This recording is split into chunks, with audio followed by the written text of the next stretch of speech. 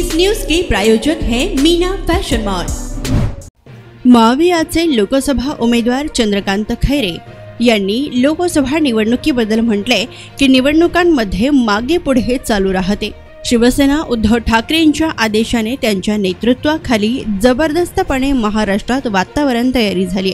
उद्धव बाळासाहेब ठाकरे यांच्या वतीने जोरदार तयारीला सुरुवात झाली। त्यानंतर महायुती उमेदवाराबद्दल ते म्हणाले की आपण असे समजूया की आपला विरोधक खूप स्ट्रॉंग आहे आणि आपल्याला त्याला पाडायचंय आणि आपण जिंकायचंय। महायुतीचा गोंधळ संपूर्ण महाराष्ट्रात चालू आहे। कोणताही उमेदवार आमच्या समोर उभा असला की आम्ही त्याला कमी समजत नसतो, मात्र आपण आपली तयारी जोरदार पद्धतीने करावी लागेल। कोणाच्या मताचे कितीही डिवायडेशन झाले तरी या जिल्ह्यात या शहरात उद्धव बाळासाहेब ठाकरे यांचे एकनिष्ठ तेच उमेदवार आहेत आणि त्यांनाच मतदान करायचे असे नागरिकांनी ठरवले आहे। संभाजीनगर जिल्ह्यात ज्यांनी गद्दारी केली त्यांना कोणीही स्थान देत नाही। माझ्या विरोधात कोणीही उभा असला तरी ही लढाई एकनिष्ठ विरुद्ध गद्दार अशी होणार आहे। त्यानंतर भावना गवळी यांच्याबद्दलही ते म्हणाले की भावना गवळी यांनी गद्दारी केली म्हणून त्यांची उमेदवारी आता कटलेली आहे आणि ती आता रडत बसली असेल। मी भावना गवळी यांना सांगितलं होतं की कुठेही जाऊ नका असे देखील शेवटी चंद्रकांत खैरे यांनी म्हटले। निवडणुकाच्या तारखा जसं जवळ येतात तसे विरोधकांचे सुद्धा हृदयाचे ठोके वाढत चालले।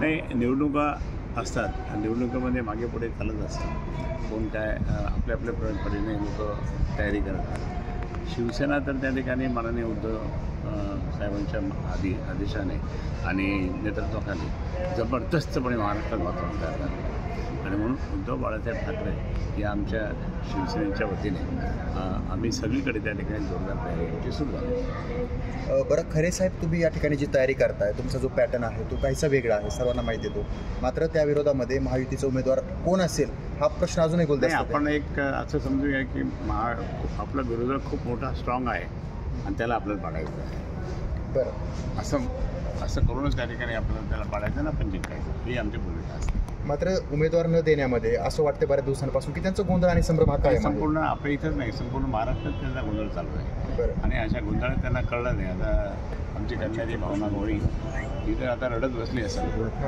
मी म्हणलो तर कुठे जाऊ नको जाऊ नको जाऊ नको, ईडी लागली पण ईडी लागली तर काढली का त्यांनी?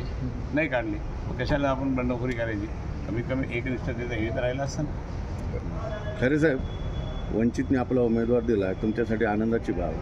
नाही, माझ्यासाठी आनंदाची बाब नाही। आपण कोणत्याही उमेदवारांना कमी लेखायचं नाही।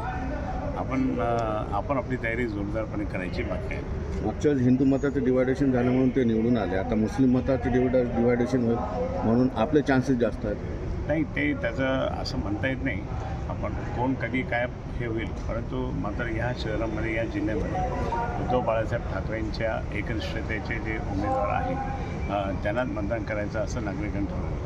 कारण आता इथे येणारे जे लोक असतील ते फक्त गद्दारीवाले असतील, तिने गद्दारी केली। आमच्या या संभाजीनगर जिल्ह्यामध्ये ज्यांनी गद्दारी केली त्या गद्दारांना त्या ठिकाणी कोणी स्थान देत नाही। तसं पण वंचितच्या उमेदवारीबद्दल काही रणनीती नाही तुमची? नाही, रणनीती आता ते माननीय उद्धवजी ठरवतील ना, ते ठरवते, आम्ही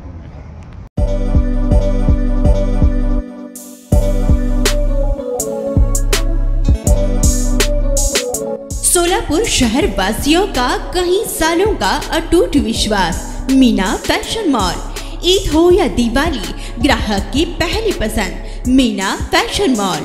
दिवाली हो या रमजान या कोई भी हो त्योहार, मनाओ मीना फैशन मॉल के साथ। अपनी शादी को बनाओ और भी शानदार मीना फैशन मॉल के साथ। मिलेंगे हर रंग, हर क्वालिटी, ढेर सारे वैरायटीज। मीना फैशन में बच्चों से लेकर बड़ों तक के शानदार से शानदार ड्रेस लाचा आपको बिल्कुल ही कम दामों में मिलेगा। हमारा पता कोंगताम चौक, सोलापुर।